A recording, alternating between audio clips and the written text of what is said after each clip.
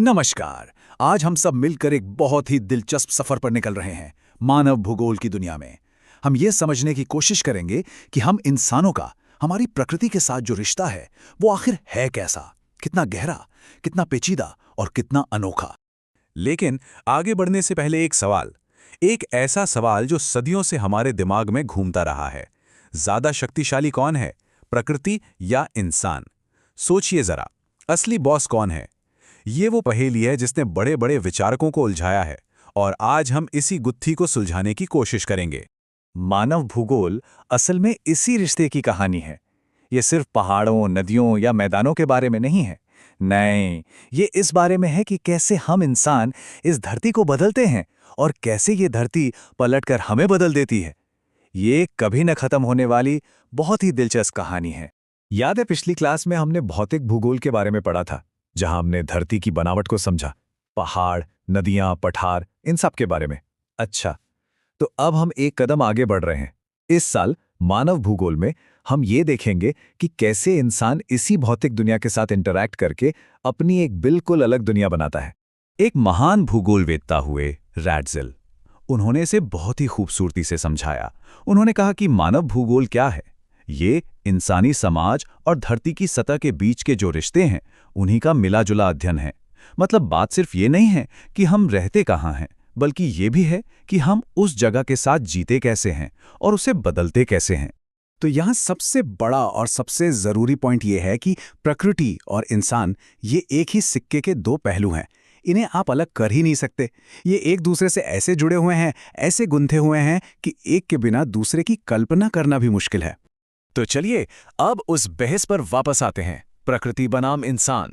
जो पहली सोच है, जो पहली विचारधारा है, वो है नियतिवाद। एक ऐसे समय की कल्पना कीजिए जब प्रकृति ही सब कुछ थी, वही असली बॉस थी, और इंसान बस उसके इशारों पर चलने वाला एक छोटा सा जीव। इसी को पर्यावरणीय निश्चयवाद भी कहते हैं। ये वो दौर था जब इंसान एक तरह से प्रकृति का गुलाम था। बारिश होगी तो ही फसल होगी, तूफान आएगा तो सब कुछ तबाह हो जाएगा।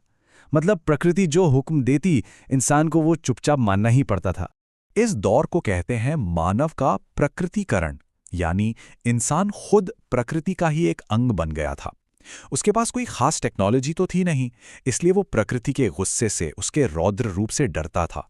बिजली कड़कती तो कांप उठता, बाढ़ आती तो बेबस हो जाता, और इसीलिए वो प्रकृति की पूजा करता था, डर से भी और सम्मान से भी।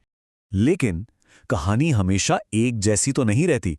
समय बदला, इंसान ने ज्ञान और तकनीक की जबरदस्त ताकत हासिल की, और फिर उसने किया पलटवार। यहीं से जन्म होता है संभववाद का, एक ऐसी सोच जिसने प्रकृति और इंसान के रिश्ते की पूरी कहानी ही बदल कर रख दी। देखिए, संभववाद ये कहता है कि प्रकृति हमें संभावनाएं देती है, अवसर प्रदान करती है, वो हमें रास्ते दिखाती है, लेकिन उन रास्तों पर चलना और अपनी मंजिल चुनना ये इंसान के हाथ में है। वो अपनी बुद्धि और अपनी टेक्नोलॉजी से धीरे धीरे पूरी धरती पर अपनी छाप छोड़ देता है। इसी को कहते हैं प्रकृति का मानवीकरण। पर सवाल है, ये हुआ कैसे? बड़ा सिंपल है। सबसे पहले इंसान ने प्रकृति के नियमों को समझा, जैसे घर्षण का नियम या गर्मी का नियम। फिर उस ज्ञान का इस्तेमाल करके उसने बेहतर टेक्नोलॉजी बनाई, और आखिर में उसी टेक्नोलॉजी का इस्तेमाल करके उसने वो कर दिखाया जो कभी असंभव लगता था, जैसे आसमान में उड़ना या समंदर की गहराइयों को नापना। और आज इंसान की ये छाप हर जगह है।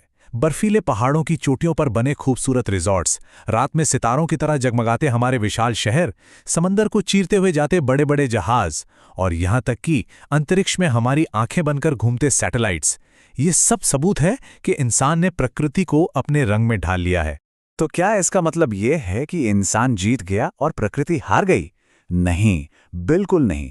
इन दोनों के बीच एक तीसरा रास्ता भी है, एक संतुलन का रास्ता, जिसे हम कहते हैं नवनिश्चयवाद। इसे रुको और जाओ का सिद्धांत भी कहा जाता है, और ये हमें एक बहुत जरूरी सबक सिखाता है। ये विचार ग्रिफिथ टेलर नाम के एक भूगोलवेत्ता ने दिया था।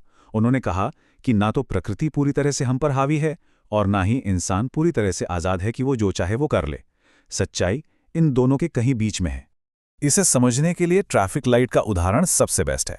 नवनिश्चयवाद कहता है कि जब प्रकृति हमें लाल बत्ती दिखाए, मतलब जब हमारा विकास पर्यावरण को नुकसान पहुंचाने लगे, जैसे कि प्रदूषण या ग्लोबल वार्मिंग, तो हमें रुक जाना चाहिए। स्टॉप। और जब प्रकृति हमें हरी बत्ती दिखाए, यानी जब हम विकास के ऐसे तरीके खोज लें जो पर्यावरण के लिए सुरक्षित हों, जैसे सोलर एनर्जी या विंड एनर्जी, तब हमें आगे बढ़ना चाहिए। यही तो है सस्टेनेबल डेवलपमेंट, विकास भी हो और प्रकृति का सम्मान भी बना रहे। तो नवनिश्चयवाद का सार बस इतना सा है, हम प्रकृति को जीत सकते हैं, लेकिन उसकी आज्ञा मानकर, उसकी शर्तों पर। हमें प्रकृति का मालिक नहीं, बल्कि उसका एक समझदार साथी बनकर काम करना होगा। तो आज की ये पूरी चर्चा हमें एक बहुत बड़े सवाल पे ला के छोड़ देती है। आज की इस तेज रफ्तार दुनिया में हम विकास और प्रकृति के बीच वो सही संतुलन, वो परफेक्ट बैलेंस कैसे बना सकते हैं? ये एक ऐसा सवाल है जिसका जवाब हम सबको मिलकर खोजना होगा।